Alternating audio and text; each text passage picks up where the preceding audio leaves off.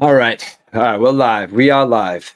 I haven't been on here in a while, but I've actually been working on a couple of things since I've been away. As you can see, it's no longer the Murph and E Dub show. Now, me and E Dubs have been doing the Murph and E Dub show for a long time. We've been doing it probably for, I don't know, roughly about 3 years. But recently, I guess he said, it got to be a little too much for him. I want to try to get something done every Sunday. Eric's a very busy guy, but so the fact that he called me up and he told me he just doesn't feel it anymore. He just doesn't feel like doing the show anymore, which is good. So Murph and E Dub show is no more.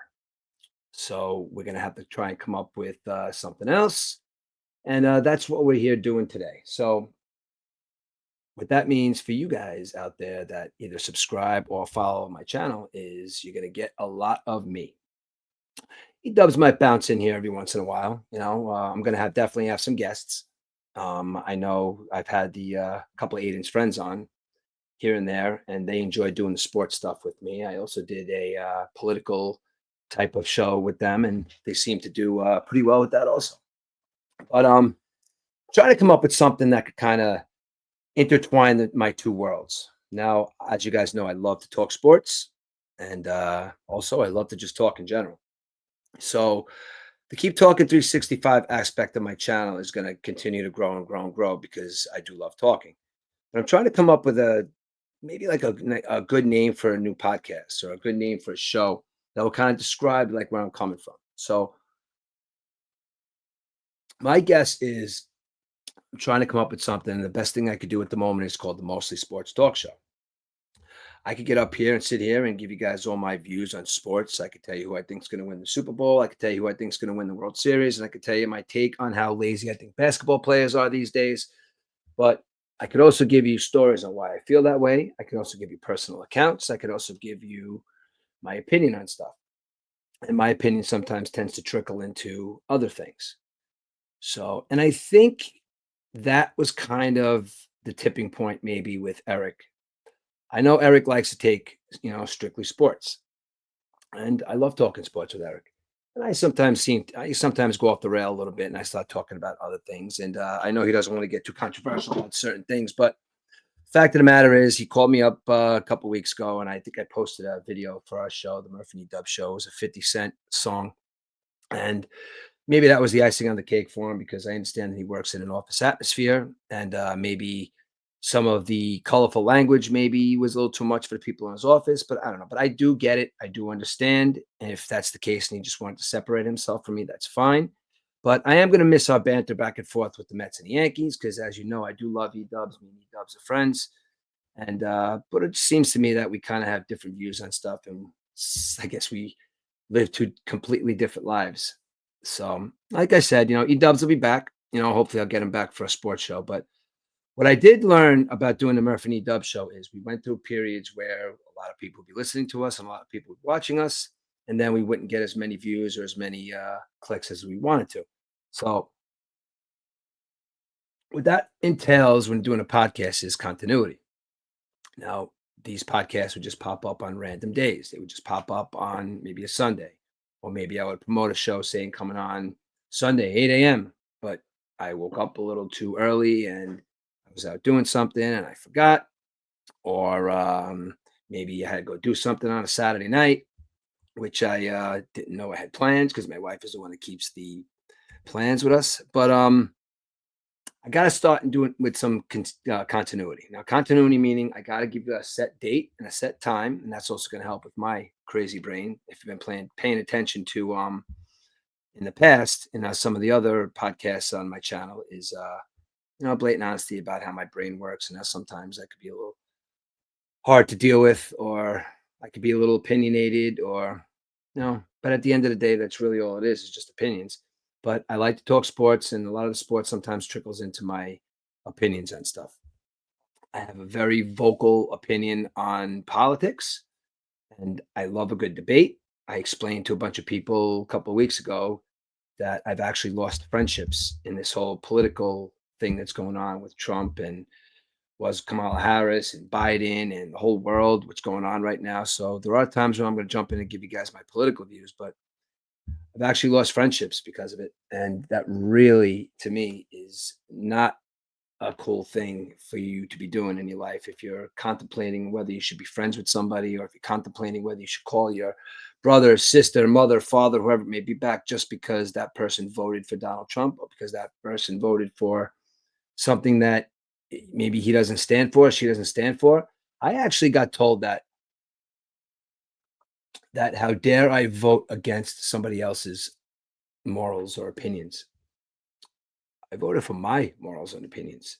I'm sympathetic to a lot of people's plights out there, but your plight wasn't that high on my voting tablet because it really didn't affect me too much. So, like I said before, I've lost friendships, and it's okay. It's okay. But the thing that this channel does for me is it's like therapy. When I say therapy, I'm a very outspoken person. I like to, I guess you could say, like I wear my heart on my sleeve. I have a lot of opinions. And I know I keep using the word opinion because at the end of the day, whether it's politics or whether it's, whatever you're talking about, everybody has an opinion that's skewed a certain way on which media they watch, on what outlets, what social media platforms they follow, what TV shows they watch, what news outlets they watch. But at the end of the day, people have their own opinions and people have stuff in their lives that affect them. So you really have to look at kind of stuff in a selfish way and kind of put that stuff aside when dealing with politics. They say religion is the same way too, but that's another thing that doesn't matter to me. Religion doesn't matter to me. Color doesn't matter to me. Political standing doesn't matter to me. There's people in this world that are assholes, and there's people in this world that are cool people. There's people in this world that like me, and there's people in this world that don't like me. And at the end of the day, that really doesn't bother me. So the point I'm trying to make right now about this is I'm going to bring you guys a sports show. It's going to be called the Mostly Sports Talk Show. Now, the Mostly Sports Talk Show is going to give you all sorts of stuff on the Mets, the Yankees, the Jets, the rest of the NFL, the rest of the major leagues, NBA. I'm going to be doing some stuff maybe when World Cup soccer comes around. I'm going to try and learn some hockey. WWE wrestling is becoming very, very popular again. I was a big fan back in the 90s. My son and a couple of his buddies, they're huge fans of the WWE right now and starting to gain a little traction, being that it's on Netflix and it's all over the world now. So I'm going to probably have them on talking about the WWE. I still want to do interviews. Now, interviews are something that where I think I excel at. I like to talk to people. I ask a lot of questions. I talk to people sometimes when I don't know about a topic, they say like a 5-year-old, because I ask a lot of questions. If I don't know something about you, or I don't know something about your profession or a hobby that you have, I'm going to ask a lot of questions. So I'd like to start getting back into interviews. I have a lot of opinions on psychedelic drugs. I have a lot of opinions on religion. So sometimes the mostly sports talk show might trickle into some kind of opinion that I have on something, or it might not even be sports that day. I might just give you like the score of the Met game and score of the Yankee game the night before and just go on a tangent about something that I want to talk about that day. But again, that's why it's called Keep Talking 365, and that's why it's called the Mostly Sports Talk Show. Now, today, to start it off, it's going to be mostly not sports because as what I was talking about before, now people's views in life, ending friendships, um, not talking to people because they have a certain view, not talking to your cousin, not talking to your friend, not talking to your brother, sister, whatever it may be. If you had a relationship with these people pre knowing something about how they vote or knowing something about how they feel about a certain thing, and you find this out about somebody, that's the way they feel. And talking about it with somebody and trying to make them feel differently about it is just going to put a it's going to put a divide between your friendship. So you should have the friendships and you should have the family members that could sit there and can talk to you about why you feel a certain way. And you know what? Who knows? Maybe learn something about each other. But something happened over the weekend. Not even over the weekend. Something happened on Monday morning. Okay. Now, we all know that you wake up in the morning and you're scrolling through your phone and you look to see what happened the night before. You want to look at the score of the game. You want to check the news blogs. You want to check, I don't know, whatever it may be. It's just kind of like, common knowledge. Everybody wakes up. First thing they do, they turn the news on or they check out their phones. Now, where I'm going with this is the people in your life that you hold dear to you, always hold them dear. Always. I woke up on Monday morning and tragedy struck. Now, when I say tragedy struck, tragedy struck in the form of a earthquake in Bangkok. Now, I have a very, very dear. I even choose. I don't know. Even calling him friend is that's just putting it lightly. The only thing separating me and this person is just blood from actually being brothers. He's the godfather of one of my sons. Um, he is probably one of the most unique people I've ever met in my life. He's probably one of the smartest people I've ever met in my life, and one of the most interesting people I've ever met in my life. And I'm happy enough to have known him for the entirety of his life, from baby all the way up till now. As you guys know, I grew up in Queens, and the Hamels were our neighbors growing up. And we had a friendship with my parents had a friendship with Susie and Andrew, who were this young man's parents. And this baby came home a while ago, and I never had a brother. My parents were never lucky enough for. Listen, I have three wonderful sisters. You know, all wonderful in their own way. One most wonderful, and she knows who I'm talking about. Um, the other two, I have a relationship with my sister Laura.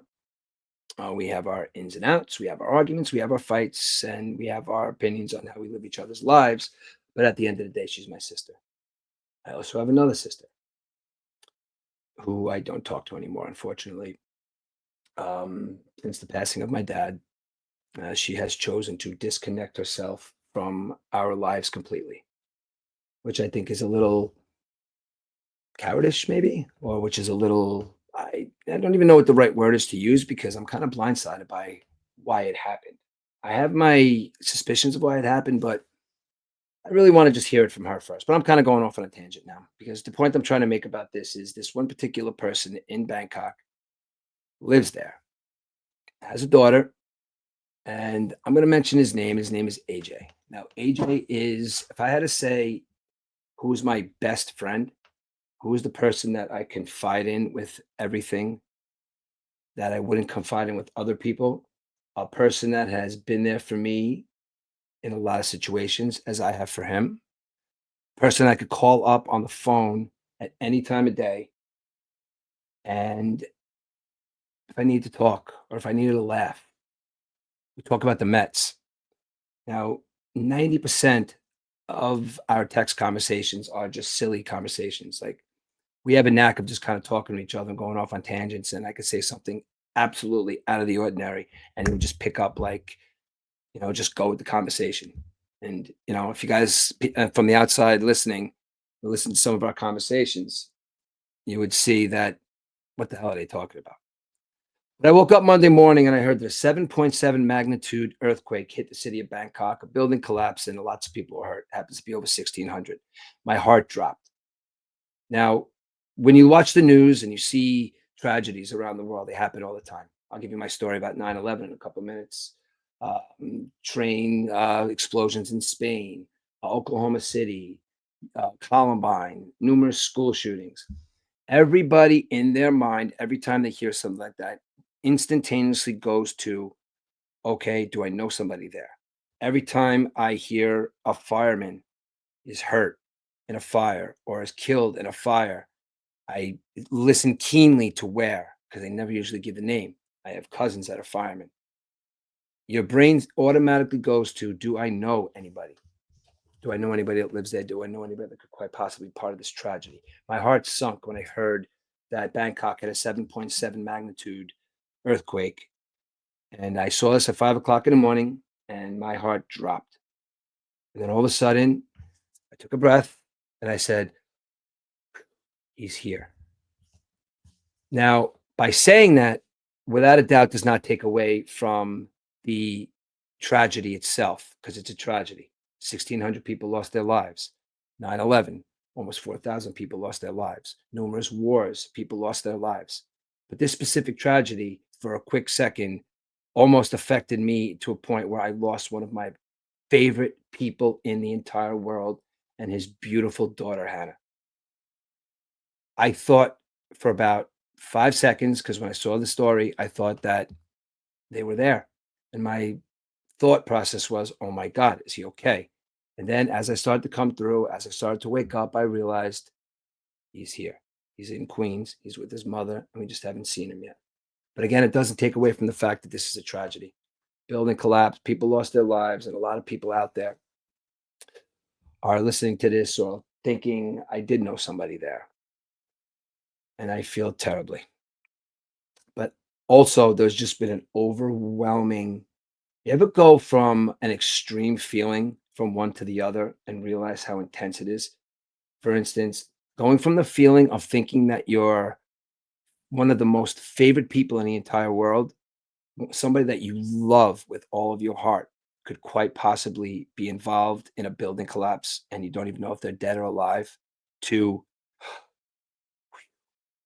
he got out of there. He was coming here anyway, and he landed in New York, but he's dealing with stuff. He knows people there. His daughter has friends. But from my perspective, my brother, my friend, and somebody that I love more than anything was okay.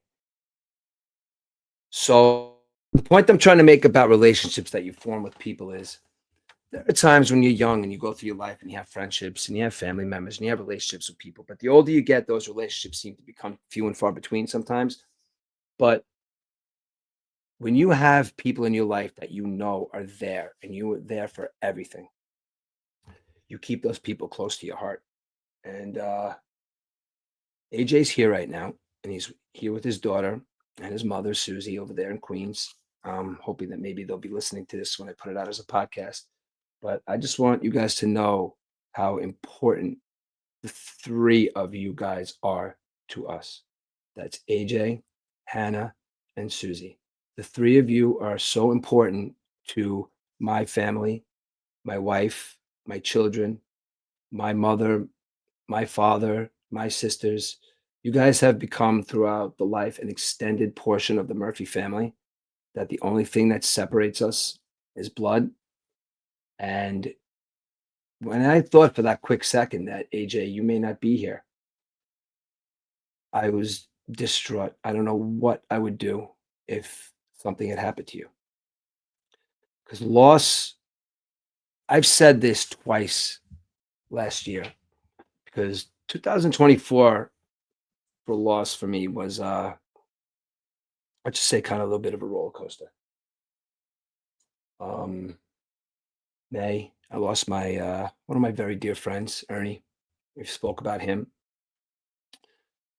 He just collapsed in a parking lot in Pennsylvania.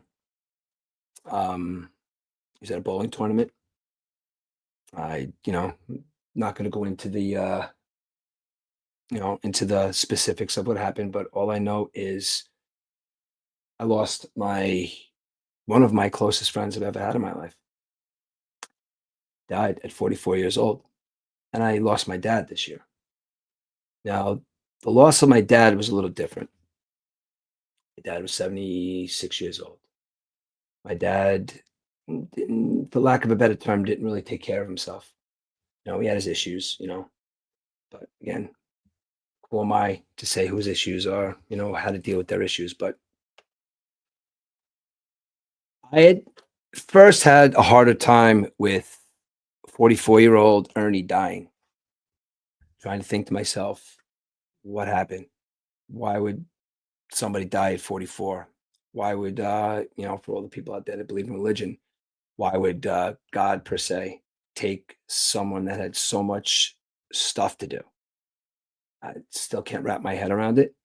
But that initial shock of hearing that he was dead was a feeling that I don't know how to explain it, but it's definitely a feeling of just your soul gets sucked out of you for a second that you can't believe. And then after that initial shock, then you got to deal with the fact that he's got kids, he's got a wife, he's got friends, he's got other people that love him. And a 44-year-old young man who had the world ahead of him He had stuff that still teaches kids. He had, vacations to go with his wife. He had family stuff to do. He's gone at 44. My dad, on the other hand, like I said, didn't take care of himself too well. But that doesn't mean that that loss was any different than my friend.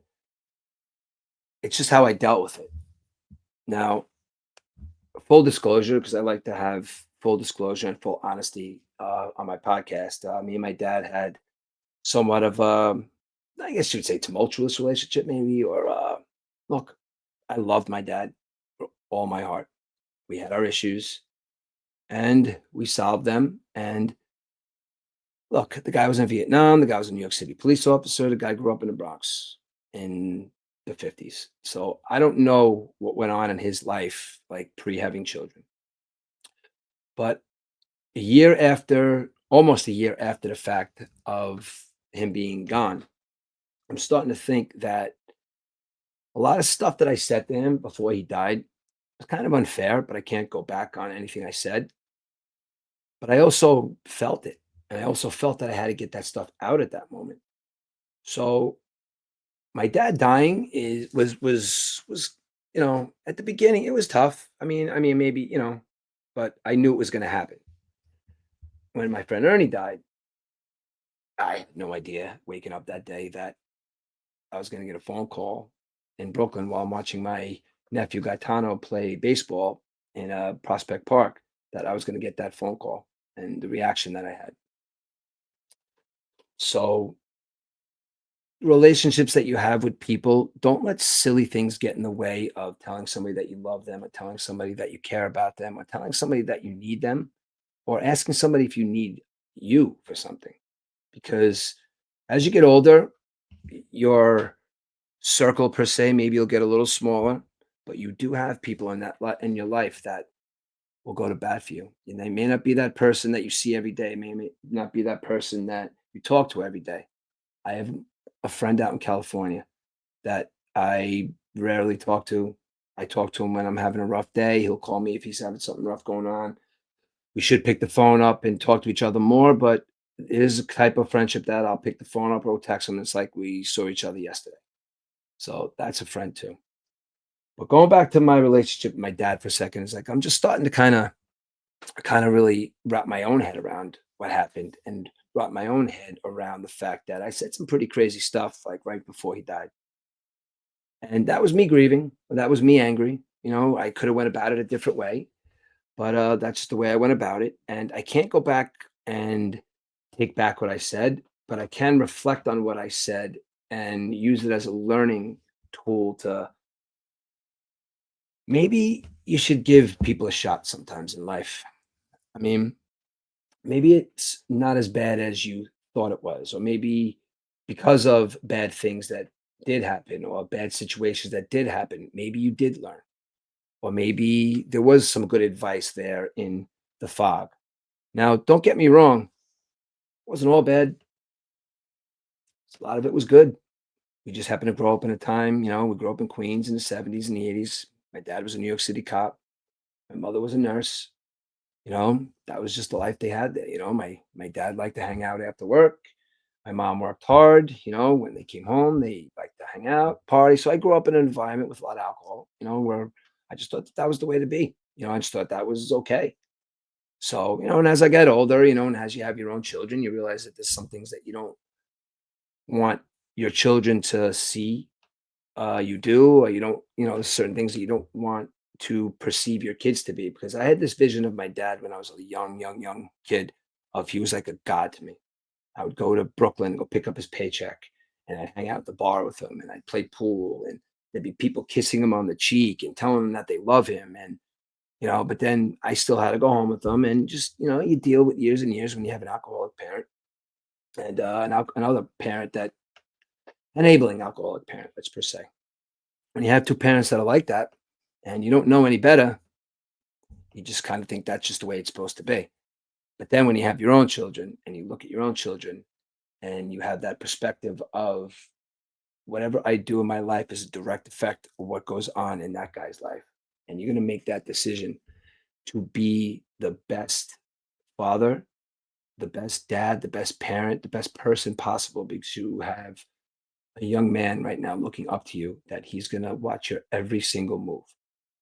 So, my upbringing, whether it be good times, bad times, a little bit of both, had friends, being that maybe that I was left to figure out some stuff on my own in life. Maybe I did disappoint my family a little bit with couple decisions that I made, but at the end of the day, I was kind of trying to figure stuff out on my own throughout my entire life. And the one thing I did figure out instantaneously is when you have children and you get the title of father or dad, there is nothing in the world that should stop you or hindering you from being the best you could be at that. What I mean is, men by nature are selfish. We're selfish with our time. We're selfish with a lot of things. If we don't have anybody else, to rely on, which I really didn't feel like through my life, I had a lot of people to rely on. A lot of people think that, you know, that maybe that's why I'm very cold in certain situations, or that's why maybe if I say stuff to people sometimes that I think is a joke and maybe it could be misconstrued as mean, but I don't have a mean bone in my body. I just say things for the joke. And in return, I hear stuff that maybe could be misconstrued as mean and just really doesn't bother me. Like I don't get reactionary towards words about me. Um, and maybe that's, I'm talking to therapists and stuff like that. Maybe that's just a staple of just always having to try to figure stuff out on my own and just always having myself to rely on or always having myself to talk to about decisions. But when somebody asks me about how it's like to be a dad or a father, oh boy, I could tell you. I could definitely tell you. There's a point in your life when you have to make a decision as a father. And I felt it. I mean, I know some people feel like maybe they have a calling to be a priest. They say they felt it. Or maybe they have a calling to do a certain job. They felt it. The moment I saw my wife Shannon give birth to our first child. Now, the feeling that I'm going to explain is for both of my children, but the first one is where you get the holy shit moment. The holy shit moment being all the mayhem is going on in the operating room. Well, the doctor's going back and forth yelling, "Are you dilating centimeters? Honey, are you okay? No, I hate you." Yelling and screaming, cursing, "I fucking hate you." You blah blah blah blah. Everybody knows. Everybody's dad went through it. Everybody knows that in that room at that moment, you are the beating post for your wife, and whatever she says to you is not true. But you take it because you know that the end result of what's coming out of there, you don't know how you're going to feel when you see. You don't know. The wife has been holding that baby inside of them for 9 months. They have a connection, but you don't have that connection yet. You have the choice to look and choice to be in that room and say, what's coming next my way? I'm selfish with my time, but I have this guy coming out. Now, like I said to you before, this feeling that I'm going to explain to you is the feeling that I felt with both of my children, but it was more of a holy shit moment with my first child because it was my first. The moment I saw that little boy being born, I got a feeling that went from my toes to the top of my head. And it was kind of not even like it was a split second. And I looked down, I said, "This is not about me anymore. This is about me loving, caring for, guiding, and being the best possible role model, dad, father, and anything that these two young men need of me. I am going to be there." I did me. I did stuff for me. I had friends. I have friends. I have a life. I had this pre-life before my wife and my kids. But now this is about them. Every move I make is going to be a predecessor to what they do, what they observe. Feeling of just tears just came out of my eyes of joy and tears of happiness and knowing that I'm not selfish anymore. It's kind of like maybe I don't know if it's a religious experience, maybe, or if it's just an energy experience, but at that moment, men have to make that quick split decision that they're going to be a dad, they're going to be a father, and everything they do is for those two. children, or those 4 children, or in my buddy's case, those 10 children. As a man, that is your job to raise your children. By that being said, I do a lot of stuff, a lot of comparisons with men in life. You could have a conversation with somebody. You could dislike another man. You could dislike another man, what he does, if he's, maybe he's a criminal, or maybe he's lazy at work, or maybe, you could do a lot of outside judging of people sometimes. But if that man is lazy at work, or that man does something terrible, not even terrible, like, maybe he's a liar, but if he goes home and he's a good father, that is kudos. That is something to me that in my eyes stands up the test of time, because you have a child and you know that everything you're about to do is give your life to that child and not even look back. We'll get our lives, me and my wife are going to get, my kids are going to be going soon. I'll talk about that in a couple of minutes. Me and my wife are going to be on our own. Maybe we'll get back. We may have grandchildren one day, but there's a time period there where the selfish portion of you never ever can have its ugly head. You have to be on point every day, taking care of your 2 children. In my eyes, I have 2 children, or whatever the amount of children you have. You have boys, girls. You have to take that time and be the best possible parent you could possibly be. Because at the end of the day, a measure of a man, if you have children, is what a good father you are. So I know I went off on a little bit of a tangent about, being a dad, and, I went off on a little bit of a tangent. I don't know what would happen if I lost AJ in that pile, in that rubble. Felt really crazy, but that is those are feelings that can't be helped, because, you know, friendships are something that early on in life, you see friendships as people you hang out with, people you go to the bar with, people you play sports with, people you go to school with. But as you get older, men need to grow, and men need to kind of have friends, but kind of zero in on that friend that's going to be that guy that's you're going to bounce stuff off of. And I had that friend luckily when I went through my stuff about 2 years ago. But I don't know. Like I said, the kids are the main focus. If whether you're a mother, you're a father out there, that is the main focus. And I want to mention one little thing about that too, because it's a little thing. It's a little tiny little element of life where if your son comes to you and you're a dad and you have kids, and it doesn't even matter if you never played baseball, never ever miss the opportunity to have a catch with your son. Doesn't matter how tired you work, doesn't matter how many hours you work. If your son says to you, Dad, you want to go outside and have a catch? Never ever say no to that. Never ever be too tired, or never ever be too wrapped up in something else where you can't go outside for 20 minutes, because some of the best conversations in life and some of the best thing happen in 5 minutes, 10 minutes, 20 minutes, a half hour having a catch with your son. Some of the best conversations happen in that moment. Now, there's a couple other things I'd like to talk about, because I keep calling this the mostly sports talk show. Now, I have a couple of things written down here that I don't know. Maybe I'll get to, maybe I won't. I'm already talking about 33 minutes, and I've kind of went on a tangent about, I talked about tragedy, I talked about friendship, I talked about death a little bit. But I want to talk about something that comes around every so often. It usually comes around April. And this is going to kind of be the sports intermingling with the show. Is Little League. Little League's coming up. Now my kids have aged out of Little League, and I still drive by the field. I see Fishkill Little League, and I see the kids out there, and it just brings me back to a place of when I coached my kids when they were younger. I coached them playing baseball, and all the camaraderie that we had, the friendships that we made. My 2 boys learned how to become part of a team. They've won, they've lost, they've thrown second place trophies in the garbage because, listen, guys, if you have boys, you got to teach them that there's only one winner and one loser. And if you're the loser, that just means you have to work harder. Or if you're somebody that maybe you lost because you just don't want to do it, just find something else. But life is filled with winners and losers.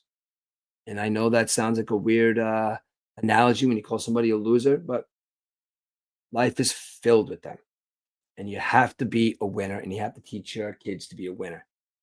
Now, Little League teaches that, like I said, whether it be pee wee football, whether it be karate, whether it be chess, whatever your children might be into, whatever sport, whatever activity, it teaches them lessons that are to be listened to and to be remembered for ages to come. It teaches them to be part of a team. It teaches them how to deal with stress. It teaches them how to deal with an authoritative figure.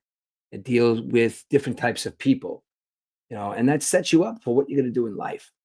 Aiden played baseball up till he was 18, and he made a conscious decision to say, I'm going to go to college. I'm going to be a college student. It's very hard to be a college athlete and student at the same time. And he also knew that he wasn't probably going to be playing shortstop for the New York Mets. But he did make an adult decision and say he's going to take school a lot more seriously. Went and got his business administration degree from DCC.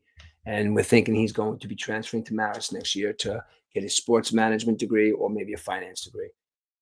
He's going to talk to his, counselor, I guess they say about that. But super proud of him through his life. He's a great kid and he's got a lot of ideas. That's another thing too. When your kids come to you and they start talking to you and they have a million ideas, or they have a million conversations, or they have a million things they want to tell you, never ever be too busy to listen to your kids. Because I don't care if my son has a million ideas, I will listen. Because you know what, though? Having a million ideas that sound crazy is a lot better than having a million ideas or not having any ideas at all. Because that one idea is going to hit. So to you, Aiden, keep having those ideas, keep having those dreams, keep working hard to your goal of what you want to do because it's going to come. I love you with all my heart, and I'm behind you, and I'm in your corner, and I'm your number one fan. And to my next guy, I'm going to gloat a little bit about right now. My son Jack is actually, see him, he's like right in the background there. That's him right there. Can't see Aiden, but that's Jack right there with his glove and his ball at City Field long time ago. Now, Jack played baseball. Jack played Little League. He made all-star teams. Jack was that young kid that you pick up a ball, you kick a ball. He's an athlete, and he just picked it up and he just knew how to play. He knew how to play baseball. He knew how to play football. But watching it, didn't really like watching it, but he was good at it. Fast forward, Jackson High School, and I'm starting to see me. I'm starting to see, wanting to hang out more than actually being in school. Would rather, you know, he was going down a path that I, for lack of a better term, went down. And that path led me to here, yes, but I knew how to deal with that path. And that path was filled with a lot of potholes, a lot of stop signs, and a lot of tough roads. My job as a dad is to make that road for my children tough, but able to figure out the tough part of it. Now, Jack, my baseball player, like I said, played baseball, gets to high school, goes to John Jay High School. I'll say it, John Jay High School. Get himself in a little bit of trouble. I won't go into go into the specifics, but we decided to take Jack out of John Jay High School. We decided to send Jack over to Orchard View. Now, Orchard View is a school, if anybody knows in the area, satellite school, kind of an offshoot school from John Jay and Ketchum. We thought that this school, or the whole stigma on this school, was this is where all the bad kids go. This is where all the kids that need extra help go. This is where the kids this is where the kids that. Jack agreed to give us a couple of weeks there. Junior year, Jack is, for lack of a better term, not going to class too often, not going, he's showing less interest in sports. He joined the football team, the football team, like, if he, maybe if he exerted a little more effort, maybe he would have been a good, better football player. But that's not the point I'm making here. The point I am making here is an incident happened which forced our family, me personally, my wife and my kids, forced to make a decision. Jack says, Dad, I don't want to go back to John Jay. Mom, I don't want to go back to John Jay. I'm going to stay at Orchard View. I'm going to stay here because this is the place for me. Orchard View, I can't say enough great things about that program. Orchard View program took my son from failing to being one of the number one kids in his class. He's a mentor. He it's a different way of learning. Okay. They actually take consideration to different ways of learning. They look at you, your son, they say, okay, you're in a classroom with 30 kids. You're not going to learn this way. You're going to learn it a different way. So my son took to that. So now he's in Orchard View. This is his junior year. So when you're 16 years old, you're still figuring life out. You know, he did figure out at 16 that he was done with about 6 years of teenage angst in 6 months and said that he wants no part of it. This is what he wants to do. Decides that, hey, I might want to cook. I want to be a chef. We'll see. So, say, why not? So we talked to the nice women at Orchard View, the principal at Orchard View, and we say, they have a culinary program in Dutchess, Bosse's. What's the chances that my son Jack would be able to get into the program? Because he's kind of shown an interest in cooking, and that sounds like something he might want to do. She said, "Well, we'll see, because Orchard View schools, they don't really have too much of a good relationship with the Dutchess Bosse's program. I guess in the past, maybe, they have sent some kids there and maybe was a disruption or something, or maybe they just didn't cut it, or I don't know. But all I know is Jack started working really hard. And Jack was accepted to the Duchess Bosse's Culinary Arts Program, which is a setup kind of think about a trade school. Think about if you want to be an iron worker like me, it's a trade. Think if you want to be a carpenter, an electrician, a plumber. Culinary arts is a trade. So my son Jack gets accepted to the Culinary Arts Program with help from his principals and teachers at Orchard View. Says, this is what I want to do. Goes to Duchess Bosse's, meets up with Chef Amanda. Now, Chef Amanda is, I'm not too religious. I would call her a saint, a savior. But all I know is Chef Amanda saw something in my son Jack that a light sparked. He just took to it. He began learning techniques. He began learning the history. He learned cooking at home, making his own pizza, making his own dough, passing all his classes, being top in his class at Orchard View, being top in his class at the culinary arts. Now we find out about a school which everybody knows, the Culinary Institute of America. Now, we didn't even think that Jack was going to get into the Duchess Bosse's program for culinary.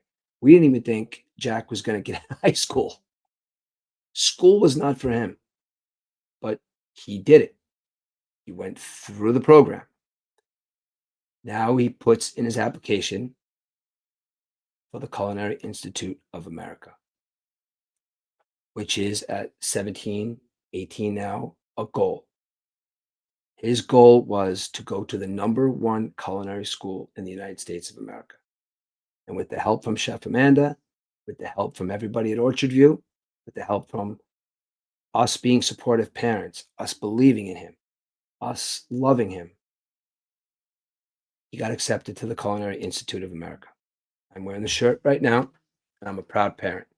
Now, I didn't think Jack, I barely got out of high school when I was younger. I got myself in a little bit of trouble, stuff, you know, just stuff. He fast forwarded and skipped all that stuff. And he is now, as of last week, me and my wife, the Culinary Institute of America for a college acceptance day. Now, I didn't go to college. My wife didn't go to college. I don't know what college acceptance day is. Well, it's the day that Culinary Institute of America, said, Jack Murphy, here you go. So, as of September of this year, my son Jack is going to be attending the Culinary Institute of America. And as a dad, I could not be more proud. I know he's going to be great. And I know whatever he does for the rest of his life, he is going to have focus because he had to learn a lot at a young age. And what he did learn is he does not want to go back to that mindset of whatever. He's driven and he wants to become a Michelin star chef. So, Jack Murphy, starting in September, the road to becoming a Michelin chef is starting. I'm so proud of you, dude. And when you get that Michelin star rating, me and your mother are going to be right there behind you. We love you and we're so proud of you. And we are going to miss you when you go to school in September. But it's all good. Don't be surprised if me and mommy aren't up there every Friday night having dinner because we miss you so much. But Jack, we're super proud of you, dude. And at the end of the day, you look at that, and that's what happens when parents put their souls into parenting, because there's nothing more important in the world than being a father to me. Somebody asked me recently, somebody really close to me, we were talking about people. He was actually telling me a conversation about somebody that's around our age. He lived his life, but he never had any kids. He never got married. But he goes on all these excursions. He goes on all these trips, and he's just constantly busy. So this person had said to me, he says, "You know what? I often wonder sometimes, like, what it would be like if I never had kids, or if I, never got married, and I was just able to, like, live the life that this guy lives, just doing whatever I wanted." And I could not imagine my life without my children. I feel that if I did live that life where I could just had no kids, where I could just go wherever I want, do whatever I want, I don't feel like I would be fulfilled, because the fulfillment of life comes through watching joy in your children's eyes. I feel that if, well, that life, I don't know, some people might think it's fun, I don't know, but I don't think you could actually feel true, true love and true accomplishment when you look at your two children and your two children tell you that they love you and that they're so happy that you're their parents and they would never been able to do this without you. There's nothing like that. True fulfillment for me came with these two guys calling me dad and me putting everything aside to make sure that I raised two men and they know that I will always be there for them, as is my wife. So, the Mostly Sports Talk Show, huh? That's what this is going to be. So, today, mostly getting not sports.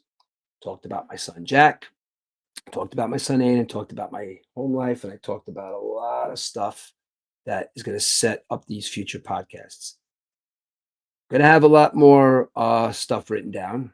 I'm going to have a lot more structured format, but I figured this is just something for me to come out here and let you know that what this is going to be about. Keep talking 365 is what I do. I keep talking all the time. The Mostly Sports Talk Show is going to be my podcast. That's going to be the name. It's going to be Mostly Sports, and it's going to be on Sunday mornings, 8 a.m. I'm going to get that continuity going. I'm going to be a star one day, but it takes practice. Practice, practice, practice, and time. Right now, the time that I have to put in, I can't do, because I'm still out there plugging away, still building New York City as an iron worker. But you know what?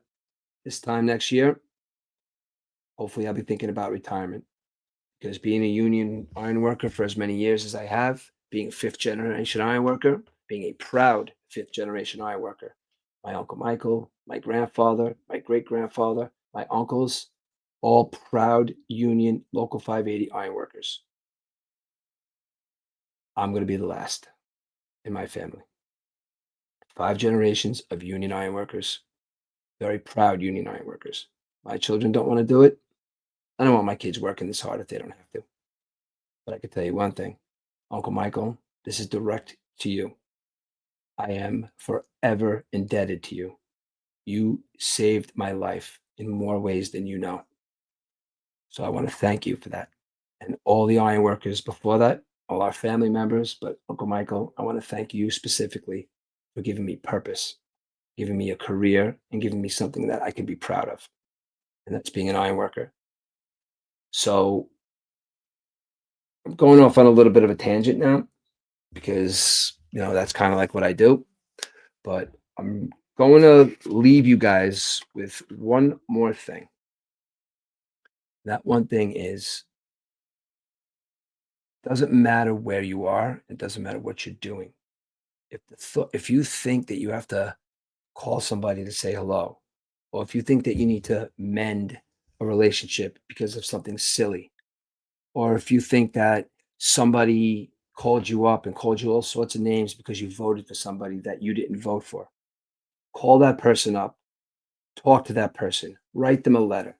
Stop the bullshit.